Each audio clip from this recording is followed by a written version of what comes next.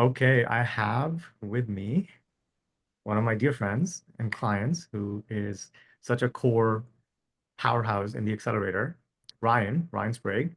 Mm. Ryan is the founder and creator of an organization that's helping individuals and practitioners learn how to work with the cannabis plant to consciously unlock the psychedelic powers of cannabis for transformation and healing to assist them in ushering in the next level of their evolution. And it's such a joy and delight to have you here. Ani, thank you so much, man. I feel this is a beautiful time coming, all in divine timing as always.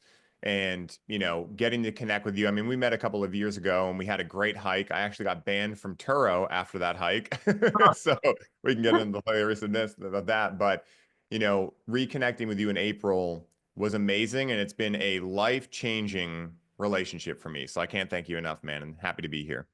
Dude, such a pleasure. Such a pleasure. What? So I'm wondering, like, would it be more fun to start from the beginning or the end and then go back to the beginning? What do you think? Oh man.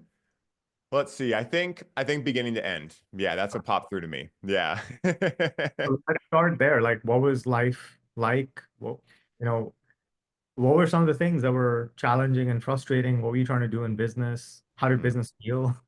yeah. Yeah, I actually went over this with a client the other day, and it allowed me to see things in a different mindset than I was before.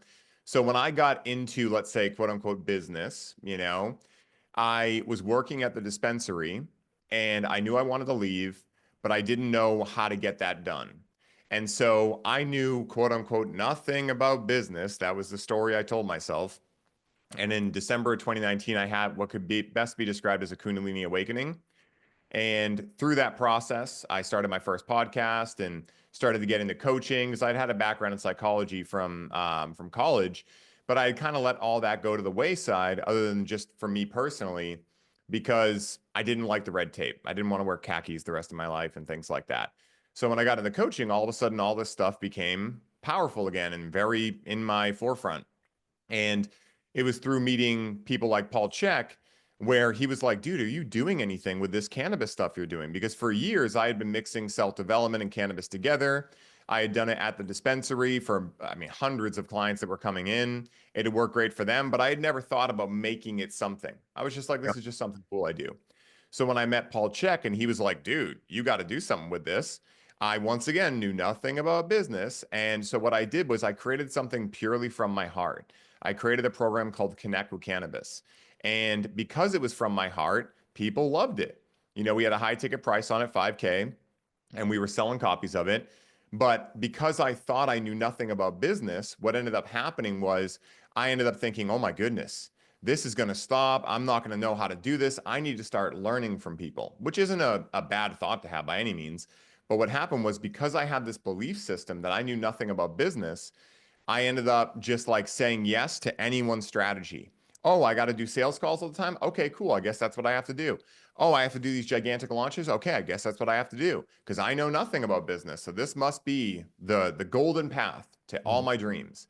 And what ended up happening when I ran back into you was for a long time, probably about 2 years, when I went on Aubrey Marcus, my calendar that was, a couple calls a week, not a big deal, became insane because that podcast, not only is it a big podcast, but for whatever reason, that podcast and the subject matter cranked to number two that Aubrey had ever done. So I experienced something that no one I had trained with up until that point had ever experienced. So I'm not even saying their strategies were bad or wrong. They just weren't right for me, considering what had just happened. What? But when I, How many views did that one get? Dude, it's up to 1.6 million now, which is Wow. insane. The only person that Aubrey's had on that went higher was RFK Jr. And that is wild to me. Like I was very grateful. I like to say I have a good amount of self-confidence, but Aubrey's got amazing people on talking about ayahuasca and mushrooms and all these other psychedelics. So when I went on there, I knew people would be interested in it, but I never expected that much of a response because again, like we were talking about before we hit record, when I first came out with this, cannabis to increase self-connection and increase, transformation and healing, not many people got it. I was coming from the industry where most people are numbing out and using it dysfunctionally. And then on the spiritual side and the psychedelic side, everyone was like, oh, cannabis, that's nothing. I did that in high school. I want to talk about ayahuasca. So all of a sudden, I had felt in my heart getting into conscious cannabis now, which was 4 years ago, is like getting into Bitcoin in 2009. I had said that so many times. And then when that podcast happened and it did what it did, I realized, oh shit, this is really a thing. So what ended up happening was I just had such a big dopamine hit that I was like, perfect. Yes, more sales call, all the stuff. And I didn't notice that I was really getting into adrenal fatigue is what was happening. So the amount of stimulants I had to utilize went up, coffee, kratom, nicotine, things like that. And I just kept saying yes and just kept putting effort in because the other belief system I had was that, kind of David Goggins mentality, like roll your, shirt sleeves up and just get to work. And I had got that from my parents and watching how hard they had to work to make money. So when I met you, I remember the first thing that you asked me, which changed a lot for me, was what do you want your life to look like? Because I was so used to like, all right, Ani, give me the strategy. What's the new strategy, right? And I was really in that mindset. And when you asked me that, I realized, dude, that is the one question I have not asked myself for 3 years. And I realize now in hindsight that when I first got into business, now knowing what you've taught me, when I first got into business, I actually did it the way that now I see as the right way, which was I didn't go do market research and formulate something based off what the market wanted. I created something that was from my heart. And because I was so fired up about it, people could feel that passion and they wanted to be a part of it. But as soon as I started doing the other side, things I didn't feel as enjoyable and it wasn't as successful. And so, again, in hindsight, now I can see like, no, I actually did know a lot about business because I realized the most important part is that your heart's in it and that it's unique and it comes from your unique magic. So it's been amazing, man, just these last 4 years of getting to go through all of those challenges because, again, like now that I've gone through them, it felt like an initiation, like we were talking about last night on the accelerator call with you. It felt like I needed to go through that to unlock the next level of my mission. And now the next level of my mission is helping psychedelic practitioners and people that want to utilize cannabis with their clients to not get sucked into the same business structure that I did, unless they want that. If that's exciting for them, then great. But more like, how do we build something really individual based on what you want your life to look like? The ad that always I remind myself of this is like, when you see those faucet ads from Kohler or whatever, and it's like, build a house around this, and so like that idea, right? Of like when you see the ad, you might think it's silly, but no, if you're an artist and that faucet is like, wow, that thing's really cool, then yeah, you could build a whole house around that. But most people don't think of it that way. They're like, how much square feet do I need? Yada, yada, yada. So it's not that one side is better than the other, but I think that the world today is extremely deficient in the more right brain, heart centric, spirit side of business. And they're way like it's almost like they skipped leg day and they have a ridiculously overjacked upper body when it comes to the left brain. Let's do the analytics and all that kind of stuff because both are necessary. But I think for me anyway, it was just very much out of balance. It was like 90 on the masculine side, 10 on the feminine side. And now coming back into a 50-50, it's really fun because I have a lot of space now to be the visionary of my business, to be the creator, to actually ask myself, where is this going? Where do I want it to go? What would be fun for me? And also like, what do I need to let go of? Or what is God asking me to let go of now? And that's been another big part of what you've supported me with is not being so attached to where things go. As long as I enjoy it, things will change as I need to change. But it's been an amazing journey, man. And like I said, you've been pivotal in that journey. So I appreciate it. Dude, such a privilege. You're one of my favorite people in the world. And I want to Likewise, go back to one of the dude. gems that you dropped, which is building the house around the faucet. And Mm, what came up for me when you said that was that faucet is our connection with source. yeah. That faucet is, where we connect to the mains, Mm, the the power grid that we pull energy and electricity from. mm, And something you've really demonstrated on your journey, which I think, will inspire a lot of people, is you were able to tune in to what moves you, what lights you up.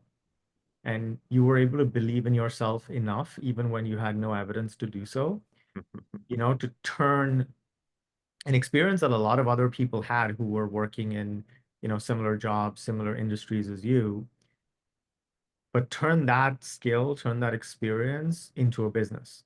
Mm. And not just turn it into a business, but turn it into a thriving business that's very scalable, that's making massive impact. Like when I think about, just if we just take all the people you've reached just from the podcast appearances, which is in, millions. Like that's a big amount of impact. That's a large number of lives to touch. And that was only possible because I mean, I'm sure in the beginning the faucet was open a trickle, and then you kept working on it and opening it more and more and more and more and more. And you also had the self-belief and the faith and the trust to actually build an entire house around it. Mm. Now you get to live in that house, and now you get to invite people into that house and get value from being in that house. But the faucet's always running. And I think your connection with the faucet being plugged into source that actually powers this business. And this is exactly how I think business is done optimally, right? Because if we don't have an open heart in business, then it becomes very mechanical. It feels like a grind. It feels it's just a hustle. It's just numbers. People are numbers, right? It's like I made this many dollars this month. I signed X number of clients. My profit margins are, which is great. We focus on that too. And I think most people are very overcorrected, as you very astutely pointed out, towards the mechanistic part and disconnected from source, disconnected from their heart. And that's why they lose passion. That's why they burn out. That's why they want to, just burn down the business every 3 years, and, they get pulled aside from their path by shiny objects. And honestly, just people aren't having enough fun in business. Oh, agreed. Agreed, 100%. So what was that turning point for you when you decided to join the accelerator? Like, what made that decision, a yes for you? Because you could have gone in a number of ways. Mm. Yeah, this is a really good thing to reflect on too. I still remember where I was when I had the first conversation with you that we had in a couple of years. We had met before, like I mentioned previously, but I was at my buddy Aaron's house, Aaron Abkey, shout out to him, and which is in Austin, and it was April. So in Boston, where I typically live, it's pretty cold. So I was taking full advantage of it being warm and I could get sun. So I remember I went outside to talk to you. I remember I was sitting on his steps. I had my feet in the grass and you were talking to me, and it was almost like, once again, like, because I had thought I knew nothing about business, I had felt these things for a long time. I didn't know how to articulate them because I hadn't seen any context for them in the market. I had never worked with a coach that had brought them up. Most coaches I had gone for were just like, slam more coffee and just get it done. And I'm not saying that's bad. That served me to a certain point until I realized it wasn't going to serve me anymore. But when I talk to you, first of all, the calmness in your voice, because I know what you do. Like, I know how high level of people you work with. I know the amounts that you had previously charged and, charged for one-on-one. Like, I know that stuff to be accurate, and I've worked with you, so I know it's real. And the fact you were so calm while you were telling me this stuff felt like that's the vacation vibration that I want to be on when I run my business. And that is one of the core values for my business, is vacation vibration, because I want it to be fun. I don't believe that business has to be this stressful thing. And I had always believed that. Like, that's what my core belief was, but it was clouded over with a bunch of nonsense that I had learned from other people that maybe was not nonsense to them, but definitely for me, it was nonsense. And when I talked to you, it was the validation. It was you just saying, like, no, you shouldn't be doing sales calls if you don't like them. Like, no, like I had been looking for that permission slip because I had yet to understand or embody the ability to give myself the permission slip. So I utilized you as that stand-in, that bridge that, gapped that bridge or whatever, or filled that gap. And, hearing how calm you were, hearing that all the things that I had thought to my core for a long time could be accurate in business, could be also accurate, like they it was real. Those things made it an easy yes. Because, where I was at, I knew it to my core that I couldn't keep going that way. Like it wasn't good for my health. It wasn't good for my vibrant spirit. It wasn't good for the life I wanted to live. Like, we had got Pierre, who I showed you right before we hit record, my French bulldog. And I remember, for the first year and a half we had him, I could almost never go with Rachel on the walks with him, because I was always on calls. And I remember like it was probably a couple of months after I got him, because I had touched the hot stove for a little while now, but I usually was able to kind of just numb myself around it. But it was around that time where I got Pierre and I just couldn't go on these walks. I started feeling a lot of frustration and a lot of anger towards what I had built. And that just kept culminating. And then I was like, well, I got to speed up faster to just will myself to do it. So I would have more coffee or whatever it was. And I just remember going through a period of like, is this the way my life's going to look forever? Like, is this just going to get busier and busier? And let's just say I won't mention names, but I had met some friends that were at like the next echelon of business, like 100K months, and I had seen how they were operating, and it was very similar to how I had been operating up until that point. And I could see they were stress cases. They had these big teams.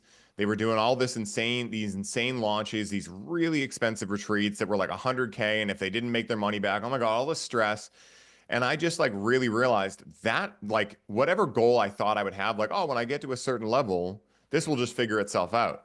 I got to see like, no, am I that naive to think that randomly I would just overcome belief systems because I got to another number? No, there'd be more dopamine and there'd be more of a convincing case to just keep slamming the gas pedal and keep going because I'm running off that dopamine. So, taking in all these things, I'd also just gone to a beautiful little music festival and done some medicine work before I had talked with you. So, I was very open and I was just no longer willing to not allow the voice of my soul to overcome the voice of my mind and my ego, that, I didn't want to keep going the way I was going just because I was like, no, I have to make this work.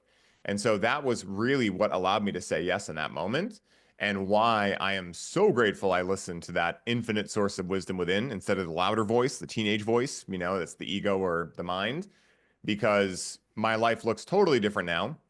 I get to go on walks with Pierre that even Rachel doesn't now, and I just have a lot of space. And I just feel like, there's days where I wake up and I'm like, you know what? I got nothing on my calendar today. What do I want to do? And some days it's like, oh, it'd be fun to write emails. So I go write emails. And if I wake up and I'm like, oh, I don't want to write emails today, it's like, no big deal. I'll just move it to a different day in the week because I have time now. I don't have to be like, well, I don't have the energy today, but I got to push a button to get myself to do what was on my calendar. I think it's very unnatural for human beings to live that way. And I think a lot of us just are traumatized around how we've thought life has to go. And I think a lot of us want to hear this, want to hear like there is a different way. So I am more than happy to be another voice, that can share that because, yeah, no one should be able to tell you what business, life, relationships, or anything has to be. There is no has to. There is get to. And the only way you get to is if you're courageous enough to actually ask yourself, what do I really want my life to look like? And then build your house around that. I want to dig into that for a second because, you know, a- in in our industry and in many industries, because I think I've coached close to 1,000 entrepreneurs Hell yeah, dude. That's um, a big milestone. across like dozens of industries, right? And that's allowed me to see some patterns. That's allowed me to see, under the hood of all sorts of businesses, Mm, people doing 5 figures a month to people doing 8 figures a month, people doing 9 figures a month. And regardless of the industry, regardless of how much money they make, the one pattern that I see consistently is that a lot of entrepreneurs aren't running the business that they actually want to run or running it in a way that they actually want to run. And because of that misalignment, they're experiencing a lot of dissonance because the business is literally sucking the energy out of their life force out of them mm, and taking up all the time, all the energy, all the space. And as a result, to different degrees, they feel trapped in the business. They feel like the business is kind of a prison and they've started to resent the business. There's, a bunch of frustration, resentment in there. mm, And I've talked to, so many people on this particular thing, but not a lot of people proportionally are actually willing to see the truth of their experience, see what they've created, because it creates even more dissonance, and they're also not willing to see what's possible on the other side, what the opportunity is, like how good it can feel, because again, it creates a lot of dissonance, and they have a lot of judgment that they're used to in terms of how they govern themselves, how they manage themselves, and they use a lot of shame too. So anytime they actually try to see themselves, the shame feels very intense, the judgment feels very intense, and they just avoid it. And that's what I think causes people to stay in these misaligned business architectures and therefore life architectures for far too long. What do you think is true about you that you were able to, obviously be very self-aware about the truth of how, there was a bunch of dissonance and misalignment in how you were living and how you were building the business, but also allowed you to actually choose something better, to choose to step into more alignment, because it's never easy. And I see, you see this along with me in the accelerator when people come in, they're on some level, on many levels, very misaligned. And there's a journey, everyone has to go on, and it's an individual journey to step into greater alignment. But it's scary to let go of what they've known. It's Mm. scary to let go of the certainty, the familiar, even if it hurts, even if Mm. it creates a lot of suffering. So, what allowed you to, because you really were gung ho, and it was very easy to work with you because we could have a conversation. And when you saw that there was a better way, you're like, oh, okay, duh, I'm just going to do that. So what allows you to be so cognitively flexible, and what allows you to do something, make this journey really fast, easy, efficient, that for a lot of people, they just take longer and it's harder for them to actually decide.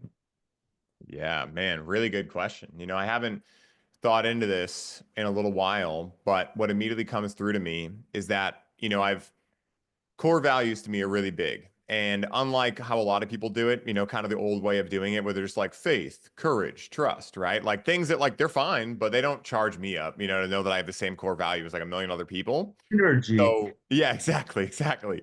So a couple of years ago, I went through this business program with a buddy of mine, and a lot of it was very similar, like, traction stuff, profit first, a lot of stuff that Alex and I, who I was with at the time, Yeah. in business, we knew a lot of it. But the thing I took away from it that I thought he did an amazing job at was the core values aspect. And again, like for anyone who's gone through one of these types of business programs, you get it. You start with core values and yada yada. But this guy did it really cool, where he was like, no. I'm not going to allow any of you to just go on Google and type in core values and give me a list. I want you to really come up with these based on who you are as an individual. So, because of that, one of the ones that I identified is what I call big wave surfer. So, when I think about what it takes to be a big wave surfer, and I'm not actually a surfer, right? I've never once surfed in my life, but it's metaphorical in regards to if you want to be a big wave surfer, first of all, you have to be courageous enough to even get in the water, right? Second of all, you have to be strong enough to swim out there. Third of all, you have to be able to surrender to something much more powerful than you, which is the ocean in this analogy. Then you have to be confident enough to actually stick the wave, knowing that at any point you could smash in a coral reef or any of these, challenging things can happen. So I think for me, how I got to access that part of me that was the big wave surfer was in a big part through psychedelics, through psychedelics and going through these experiences that felt like, oh my God, this is the scariest thing, the most challenging thing I've ever experienced, right? Because I'm fighting it. And then I just hear a little voice, just surrender. And I just surrender. And then all of a sudden, life just opens up. And what was literally 5 seconds before the worst experience in my life then translates right over to the best experience in my life. So I think over time, I realized that whenever I'm feeling overwhelmed or stressed or any of these things, chances are the answer or the remedy or however you want to capitulate it is like this far away, like 2 inches, and it's just out of my peripheral. So the more that I've had experiences in psychedelics and also translating that into real life, like with music, right? I grew up playing music and I love playing guitar. And a lot of times, like I would find myself kind of stuck in scale patterns. And then I would either, work with someone or I'd connect with some cannabis and all of a sudden I'd break through it. But I realized that I couldn't have broken through it if I wasn't also before stuck.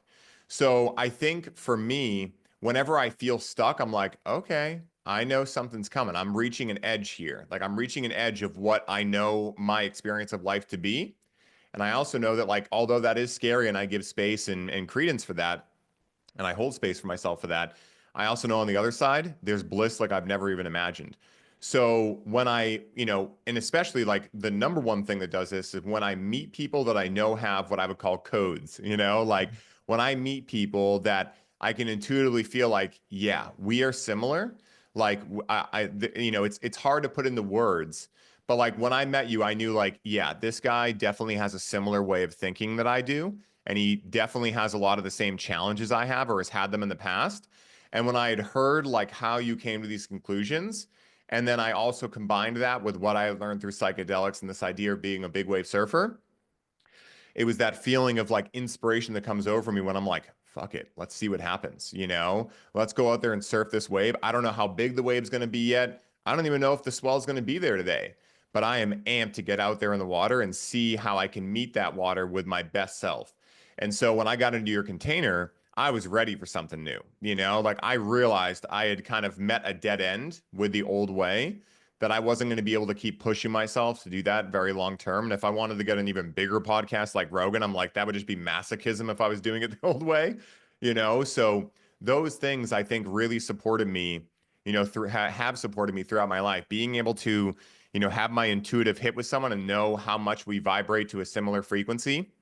And then also having a lot of experiences inward where I've realized that actually like challenges, like it's all polarity, right? If we look at hermetics, like bliss is any emotion felt all the way through, as Joseph Campbell states. So the more I've actually got to experience that is not just an intellectual understanding, but an experiential, experience, for lack of a better term, the more I've started to like, when those things pop up, be like, I see what's about to happen here.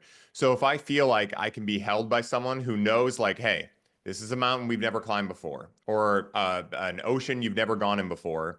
The waves are much bigger here. They're different than you're used to, but I've done it. And as long as you're strong enough to get out there, as long as you got the cardio, or whatever else it takes in this analogy to get out there, I'll make sure you don't get annihilated anyway. And that's how I felt when I met you. So those decisions become very easy for me when those things all join together. It becomes effortless for me to make that kind of decision. Yeah. Couple of things that I want to pull out from what you said. So one is what's interesting is your decision-making strategy, Mm. right? Most people, particularly in business, they are very rational, logical, you know, prefrontal cortex dominant Yeah. decision makers. And most people think that that's, the best way to make decisions, but that's actually the worst way because the conscious mind is, conscious 40 bits per second, the body, intuition, unconscious mind, 40 million bits per second. So they're ignoring a computational system that is, a million times more powerful. And one of the things we focus on in the accelerator is how do we lean into that part of us even more? And what I find is that it's much easier, that process is much easier, faster, more powerful when someone's already tuned into that way of thinking.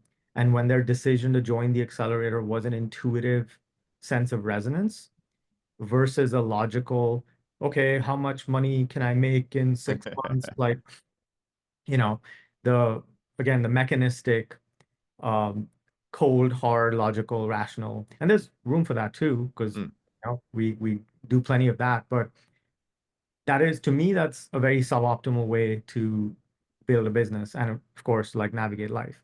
Mm.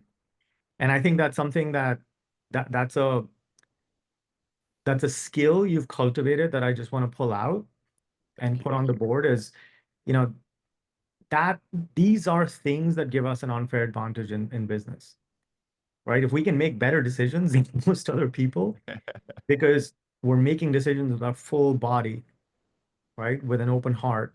And we've tuned our nervous system to be extremely sensitive to these fluctuations of energy that, we're not staying in bad decisions too long, Mm, and we're able to spot good decisions and opportunities for resonance really quickly.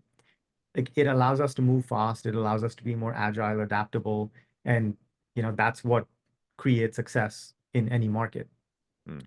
The second thing is, I find it really interesting that you used a music analogy, and we often talk about it, right? You said you got stuck in a scale pattern, and that term can be very easily applied to business because I think most people, most entrepreneurs in business get stuck in a scale pattern. And that's why I think of business just like music, right? Business is a geometry. It's a geometric structure of energy, just like, a song is a geometric structure of sound, of waves. And just like you can get stuck in a scale pattern when you're playing the guitar, we can get stuck in a scale pattern when we're building business.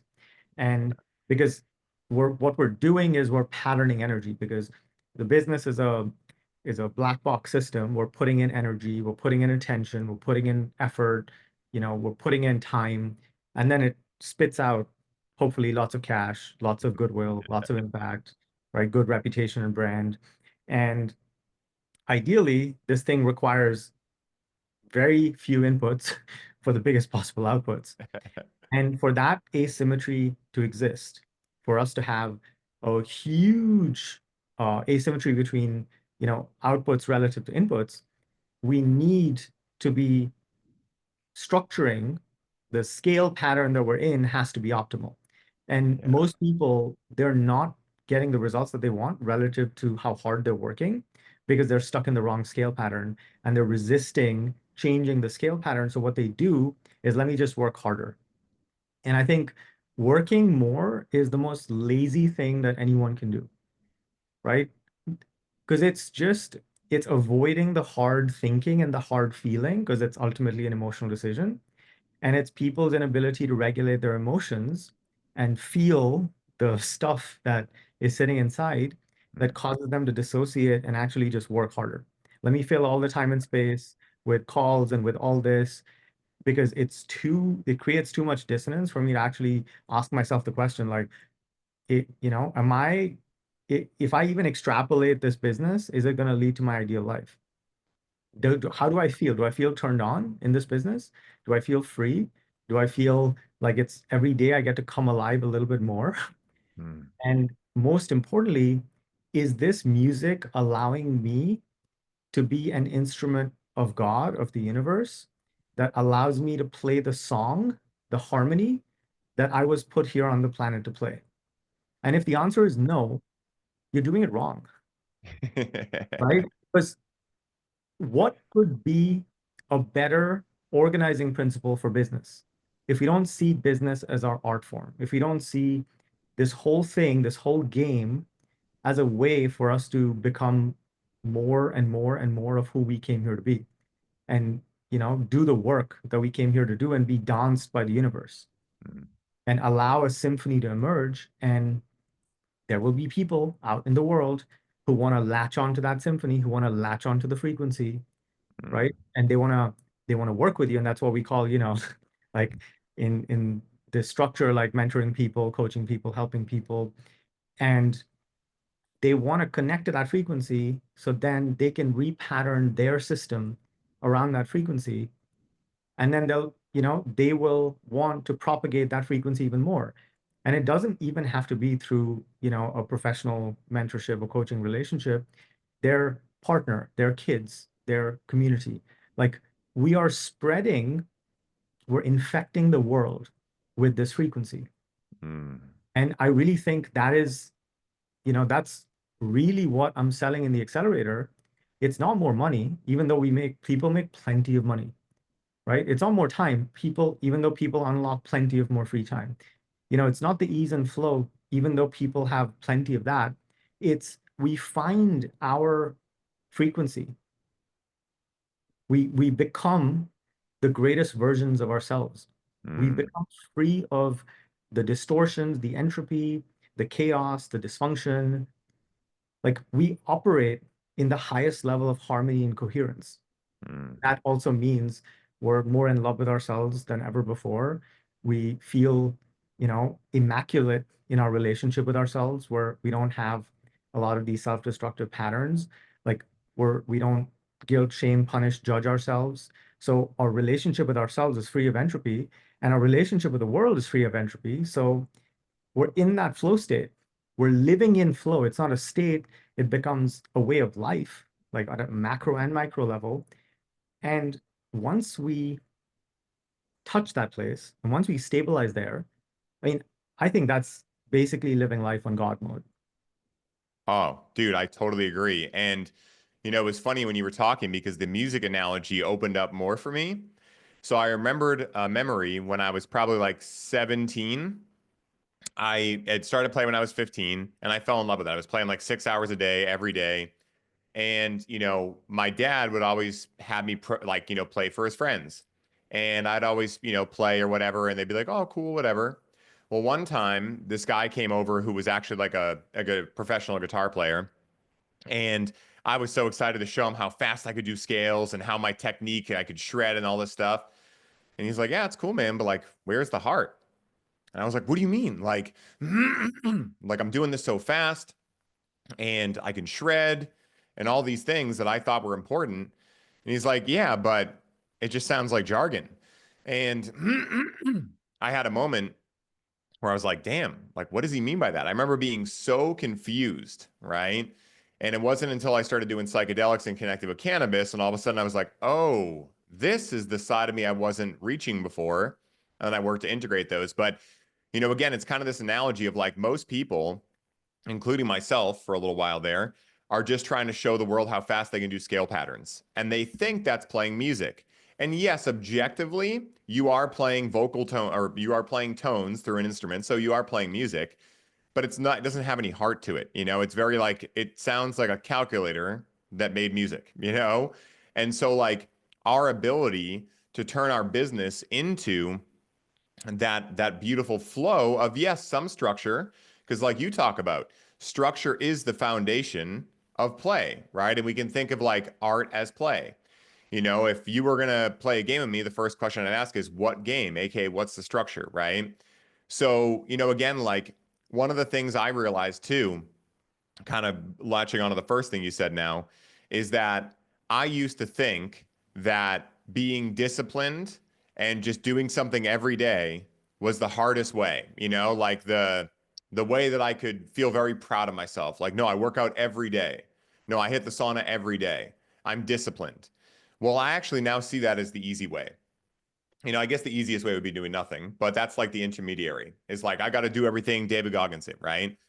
The way that's actually much more challenging, and this comes directly into what we're talking about with business, is actually being able to wake up and go, I know I do the sauna every day. That's my belief, but I don't feel like it's right for me today. So I'm not going to do it because that's going to trigger a lot of the belief systems that you potentially have around like, oh, well, what am I if I miss a day? I don't have discipline. I don't have good work ethic, all these things, right? So exactly what you were talking about this ability to try a strategy out but not think that you have to stick with it forever and have some cost fallacy just because maybe you've been with it a month or 2 months. Things shift, right? The world is constantly moving. The only guarantee in life is change. So at the end of the day, the less attachment we can have to how we do it and the more attachment we can have to the what we're doing and why we're doing it, I don't think it really even matters how we're doing it so long as the way we're doing it is in alignment. And that's what you really teach as I see. You're not saying, hey guys, you have to do this system because that's more of what we're leaving. You're saying, hey, do you resonate with X, Y, and Z? Well, if so, I have a different way I do things. If it resonates, it'd be cool if you tried it out. And then people come in and they go, hey, this is where I'm at. And this is what you're saying. Maybe like me, I just want to go full your way because I love your way and it felt very in alignment with me. But I've also seen people say, well, hey, could I do an upfront bigger amount and then weekly pricing or any amalgamation of the things you teach? And you're like, yeah, of course. Like, I'm not saying my way is the right way. It's just a way and you can take it and make it your own. The same way that if I learned a scale pattern, the scale wouldn't be like, you have to only play me the way that I'm meant to be played. Because like John Petrucci says, who's a famous guitar player, for those that don't know, he says, you learn the rules so you know how to break them, but you don't want to get boxed into the rules. And I think that's where a lot of people, including myself, are at with business, is Yeah. that we come in thinking we know nothing. So therefore the rules become everything to us. Like, oh, these are our parameters in which we can stick in. But no, they're meant to be broken. The rules are just someone else's version of what worked. But by no means should we go, well, that's what the last person came up with, so guess that's as good as we can get. And that's what I realized I had fallen into, and it's funny when you realize it. It's funny when you thirst trap yourself into thinking someone else's way of living life has to be the way for you. It can be something that invites you to reconsider things, but no one told me this was the way it had to be. I just formed these things. And that's why it was so funny to realize that, it was no one else than me. And I can have grace for myself. I can have grace for the version of me that got into all this stuff, thought I knew nothing, because that was also based on belief systems of lack of confidence and self-esteem and all these things I came into business with. And so I've also, to back up to the last question you would ask me again, one thing that pops out to me too now is this ability to just like realize that life's just going to keep going. And what's the best that could happen? We're used to asking what's the worst that could happen. And yeah, that is worth thinking about. If we're getting on a plane, like there is the risk that this plane crashes, right? But there's also the risk, if you want to call it that we go to somewhere amazing, that we make new connections, that we find our favorite place that we've never known existed in the world.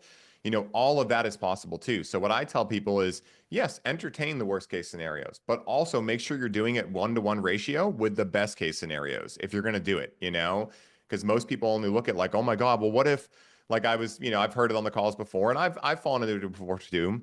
Like, well, I have this whole thing going that I built for years.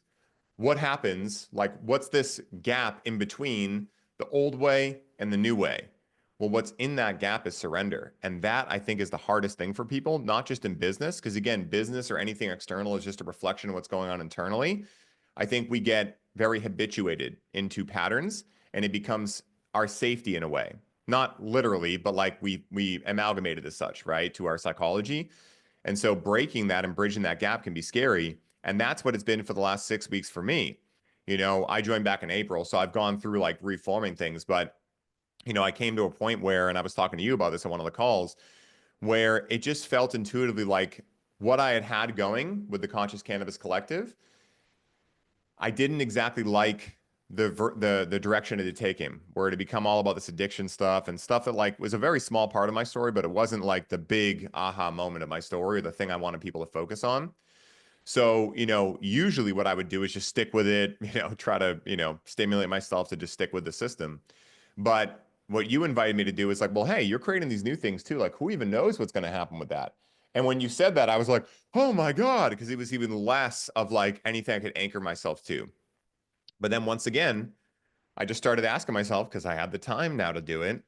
I was like, you know what? It feels like a lot of areas of my life right now are pushing me into the unknown. What if this is actually what I'm meant to lean into? So I just did. I realized like, Ryan, you have enough to pay your bills. You're gonna be okay. So what's the best that could happen if you just let go of everything that you think you need to do to see what sticks? So I stopped posting on social media, which I hadn't been in alignment doing in years. I stopped answering my DMs every single day, and I started working with my natural energy. Every day I have certain energy. Some days that energy wants me to get into DMs. Sometimes it doesn't. Sometimes it wants me to do emails. Sometimes it wants me to sit on the couch with my dog. So I just started leaning into that. And I've realized now going through this again that that gap is actually beautiful too. Because originally I was like, all right, I just want to get from there over to there. Like this is like no man's land, terrifying. But I was like, no, this actually has so much utility too, because the gap is where you actually get to see what comes up. It's almost like cause and effect. Like, when you create a new cause, like I'm going to move from this thing that I built my whole business around to this new thing, there's now going to be an effect of that. It's like you fuck around and find out, right? Hit a button, see what happens. So for me, it was like a little science experiment. Like, whoa, look at all these beliefs that I thought I had totally overcome. And my ego had told me, oh, I'm so beyond that, that now we're getting really triggered. Very interesting. How has that been playing out in the totality of my life, not just with business, but with my relationship with Rachel, with my own health, everything like that. So, again, it's been absolutely incredible to be able to like look at these things and really see what happens and have fun doing it. Like to realize I'm a human being or I'm a soul having a human experience here, So really, like, what is more this experience centric than hitting a button and seeing what happens? Like, money's not going to leave this realm with me. Material possessions aren't. Like, sure, they're cool when I'm here. I'm not going to say they mean nothing. But also, like, what really matters is like how I evolve my soul. That's what I take with me, at least what I believe. So why have I been so nervous to hit buttons and see what happens? Like I am a big wave surfer. I like to do that. So it's been really cool to just go through this all. And like you were saying last night again with the initiation thing that I mentioned earlier, just see like, whoa, this is definitely what the next level is for me. Because now the people I'm working with that I've been working with for a while, all of a sudden on you like magic, dude. In the last 6 weeks, they're all like, hey, we've talked about building a business before. And I never really thought I wanted to be an entrepreneur, but now I feel like I do. And I'm like, holy shit. I'm going to be able to at least explain to them what I've gone through. And maybe I can help them avoid those mistakes. Maybe their karmas, they got to go through it too. But if they do, they'll hopefully have a better idea of remembering, like, isn't this what Ryan talked about? So like it's amazing how if we allow it to, any metaphorical mess in our life just becomes our mission. It's so cool. And what you're illustrating so beautifully is that we have to keep evolving. Yeah. That's the only way that, because otherwise our client's going to outgrow us. Mm, And, there's no, in a way, there's no resting. Like, there's a lot of people who build businesses in completely misaligned ways because most influencers are saying, you know, create a big team and have all of these SOPs. And, because most people who are able to invest in generating a lot of attention on social media did it by, selling a business and exiting. hmm Because create a sellable business, that's a very different kind of business than something that's designed to feed one's lifestyle. mm, So people are, stuck in those ways. And it's very hard to break through that conditioning. It's really, really, really challenging. And I think like you keep touching on this fact that when you see another level for you to step into, you go for it. yeah. And not Love because it's easy, right? Like the easy is not a precondition. And, even with a lifestyle business, even when we find perfect alignment, it's it's a lie that the mind makes up that we can finally rest. Right. So that paradigm of I'm gonna grind for X number of years and then I'll have a big liquidity event and exit and I'll rest. That's not applicable to most people. And I think that's actually a really damaging way to live because the way we orient in our world is every moment is organized not around if I sacrifice this right now, can I get an eventual payoff? It's what is the ultimate expression of play in this moment and the next one and the next one? What makes me come alive? What is it that I feel really turned on to do? Because if every moment in the business or 90+% of moments in the business are me just having the time of my life, then I'm not sacrificing the present as a means to an end for a fantasy of the future. Mm. Because we don't want to stop playing the game, right? People fundamentally misunderstand what the game is. People think the game is making lots of money, right? That's so far from the truth. The game is being turned on and following our highest joy and excitement in every moment of life. Mm. That's the game. And when we play that game, we make more than enough money, Yeah. right? The effect is the cause and the cause is the effect. And most people who chase money, even if they make the money, they never get the feeling that they thought they would get when they would get the money. hmm But if we organize life fundamentally in this way, then we're winning every step of the way. We're winning every point on the journey, not just at the destination. So, it's notoriously hard for me to explain what the fuck the accelerator is. So I would love if you shared about your experience in the accelerator and like how you would describe it, because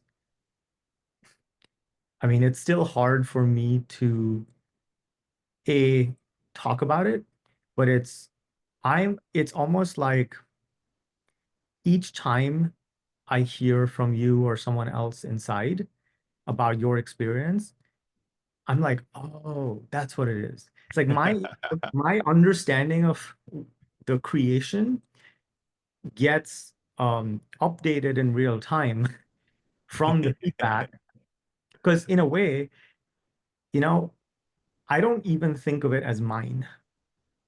Like I was saying before we hit record, like ayahuasca is telling me how to build this business, Mm, right? The universe, God, source, the divine, whatever, is giving me the blueprints and whispering, and I'm just following the whispers. So I don't know what the fuck is going to happen next year or this year, right? And as long as I'm a good steward of that vision, it keeps working out. And as soon as my ego steps in and wants to know what's next, wants to control the future or create certainty, that's where it gets warped. mm. So, how would you describe what it's been like for you? Two words, life training, right? And I'll break it down why. Because some people may be like, wait, I thought it was about business. Well, yes, it is about business, but honestly, if all it was about business, it wouldn't be nearly as powerful because you're not teaching us just business strategy or even business acumen. You're teaching us a different way to live, a way that prioritizes us being able to feel like we did when we were kids all the time.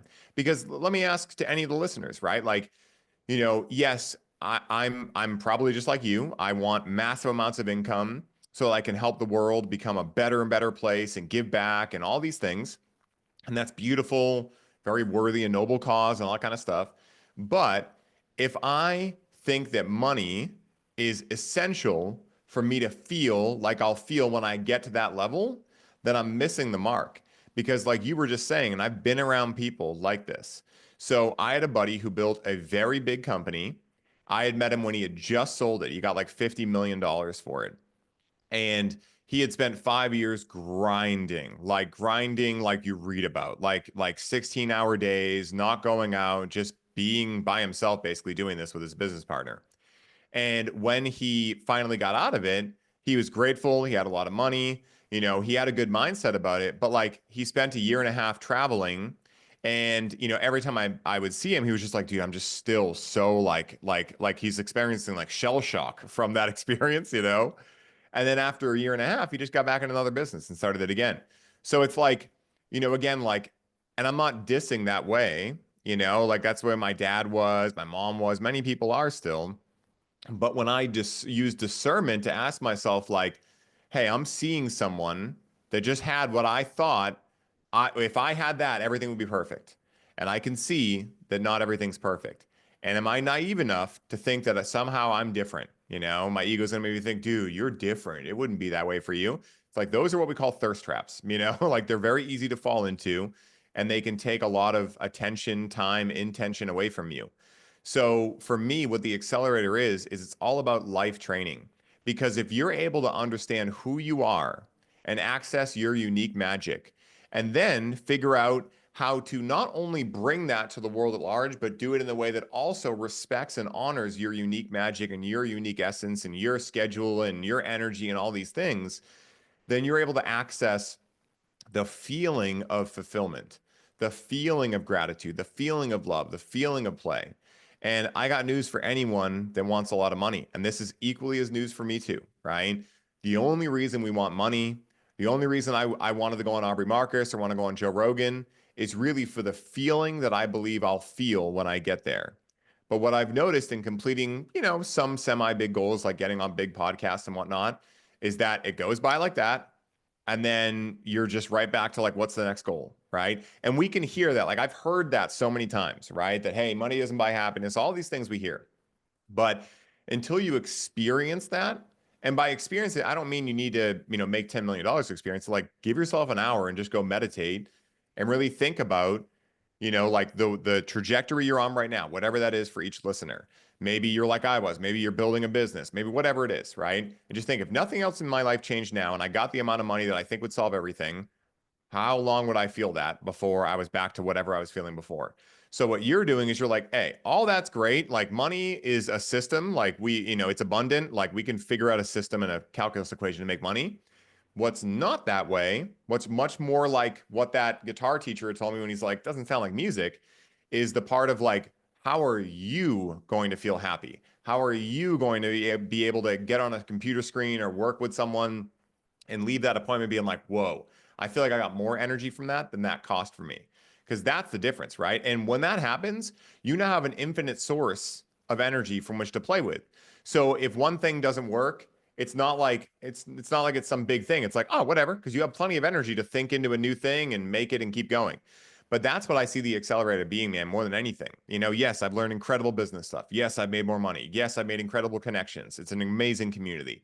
But for me, it's really like an ability to let all the nonsense get washed away and to come back to what it really takes to form what I would call a highly optimized human being, or what other people are referencing as human 2.0. Like this human that prioritizes the feelings and knows that anything they're looking for is just a feeling they're looking for. So how do they access those feelings more more accurately and more often by making sure that every decision they make, every container they're in, every person they hang out with is based on what their feelings prefer, like who they prefer as a unique essence, as a unique fingerprint that has never and will never walk the planet again.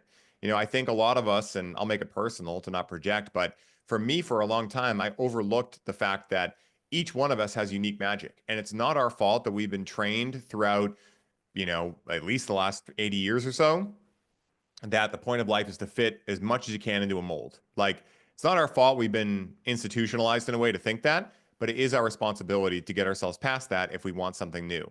And that to me is what the accelerator does. It's a psychedelic without psychedelics. That's really what it is. I watch people in there, like last night, I won't mention names, but I can witness these, like what I would really see in a psychedelic ceremony happening live in color, completely sober. So it's amazing, man. Life training. I love how you characterize that because it's exactly what I'm trying to build. Yeah, It's dude. an infinite energy machine, an infinite energy glitch, Hmm. and we all get to have one. But to have it, we have to really come to know ourselves. We have to validate our own desires, constraints, boundaries, dreams, needs, values. And then we have to dare to build the machine around that point of maximal resonance with ourselves. Hmm. And if we deviate even a tiny bit, that's going to inject dissonance into the entire system and it's going to self-destruct eventually. It's just a matter of time. So there's only one configuration for each person that will lead to the infinite energy machine. Hmm. And when we create that architecture, so I call that a business geometry, that when we create that business geometry, then every moment feels like play. And we can do that indefinitely because it gives us more energy than it takes from us. It becomes a generative force versus a parasitic force, which is what, most entrepreneurs experience their business as because it's taking more than it's giving. And, it's not just about money. There's lots of people who make lots of money, but the business is exacting a price from them in terms of life, time, energy, relationships, health, that in hindsight they will regret paying. If Yeah. we can, if we can stack our game and build our game in this way, then I think for me, that's the core desire, that's the core vision that's haunted me and motivated me for the past 2 decades. Yeah. Right? And all I want to do, literally all I want to fucking do is help as many people create that for themselves. Like that is literally all I give a fuck about. Yeah, dude. Because I think like if we can all be an orchestra of instruments playing our symphony and we're in harmony with each other, then that's how we change the world. That's how we create the world through the consensus mechanism that we all want to live in. Yeah, dude. That's the only way. I love this, dude. And it's exact like that's my ultimate goal too. Like I may have just realized we have the exact same goal. Like for me, what I I'll kind of go through a couple different things and just see what pops out first. But when I first started training with Jay Griff, when I was learning crypto for the first time, and I wanted to learn from someone who knew what they were doing, I remember one of the things he said to me that was so like, when you have someone say something that you're like, I never thought about myself in that way, but that is definitely everything I'm about. So that's what happened when I heard a quote that he had said. And he was like, I remember, I was a broke kid. I chose to stay in my early 20s and just like, eat literally ramen noodles and not go to clubs with my friends or bars or any of this stuff. And I just decided to learn finance and live with my mom and all this kind of stuff, right? So basically, when he hit his first million, he basically said, I wanted to go call my friends and be like, sick, like, awesome, let's go party and go have fun and go travel. And no one could do it with him because they all had to go to their job. And that's when he realized this isn't enough for me to just make it. I got to help other people make it. And so that's my whole thing too. Like, I want us to be able to feel like we're back on the playground as kids. Like, we get to all hang out when we want to because we've created structures in our life that allow for freedom. So I'm right there with you, man. Dude, I appreciate you so much, and I appreciate this conversation so much because to see what was once just an idea, you know, come into reality in this way where I have another best friend who I get to play with and party with and, travel with and, and we're able to create good in the world. We're able to vibrate at the same frequency and allow others to tap into that. Like it means everything to me. So thank you so much for who you are. Likewise, bro. Thank I you. appreciate you so much. Do let people where they can find you and what yeah, all the goodness that you got Yeah. people. Easiest place to reach me, guys, on Instagram at the real Ryan Sprague. I'll have Ani link it in the show notes. Reach out to me. We got a lot of cool things we do. The biggest thing we have going right now, the new thing is the Coach with Cannabis certification. So if you're a coach looking to learn the skill set of conscious cannabis, hit me up about that. We also do live ceremonies, Breathe with Cannabis. You can find the ticket to an upcoming retreat we have online. You can tune in from anywhere in the link in my bio. But reach out, guys. I love talking. If this episode isn't evident enough, and so reach out to me, and I really look forward to connecting with all of you. Beautiful. Well, guys, go find him. Ryan is the technical term, I believe, is a real G. And Thank not only is he super knowledgeable, but he's got a big heart, and the work he's doing is supremely important. Ryan, thank you so much for being here, and you, we're man. gonna have to do a part two soon. Hell yes, I'm here for it.